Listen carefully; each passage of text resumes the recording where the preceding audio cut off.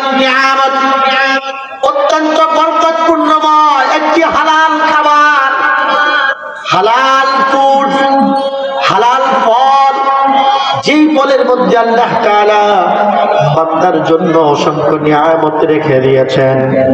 আল্লাহ রাব্বুল আলামিন বলেন, ওই দৃশ্যমান তোমাদের কাছে যেই ফলটি আছে, 3 ফল, আমি ওই 3 ফলের কসম করে বলি, ওয়াত্তিন ওয়াজ্জাইতুন, আমি তিন এবং জাইতুনের কসম করে বলি, ওয়াহাযাল বালাদিল আমিন ওয়া তুর সিনিন, আর তুর পাহাড় এবং সিনাই পাহাড়, যেই দুইটা দামি দামি পাহাড় মক্কা নগরীতে তাদের উচ্চতা মানুষের মাঝে দৃশ্যমান করে দাঁড়িয়ে আছে।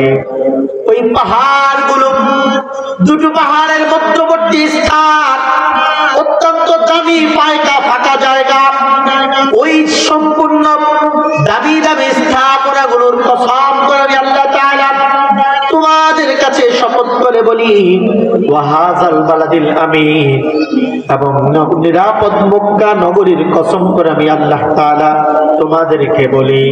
আল্লাহ তাআলা তুগুলো কসম করে বলেন, লাকাদ খালাকাল ইনসানা ফি আহসানি তাকওয়িম। ও বান্দা, কসম করে বললাম, শপথ করে বললাম, আমি আল্লাহ তাআলা একবার বললে এটা তোমাদের জন্য নির্ধারিত হয়ে যায়। আমি আল্লাহ তাআলা জবাব দ্বারা ঘোষণা করে বললেই তোমাদের জন্য নির্ধারিত হয়ে যায়।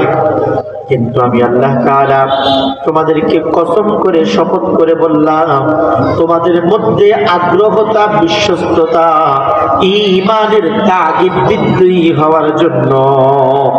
সুবহানাল্লাহ।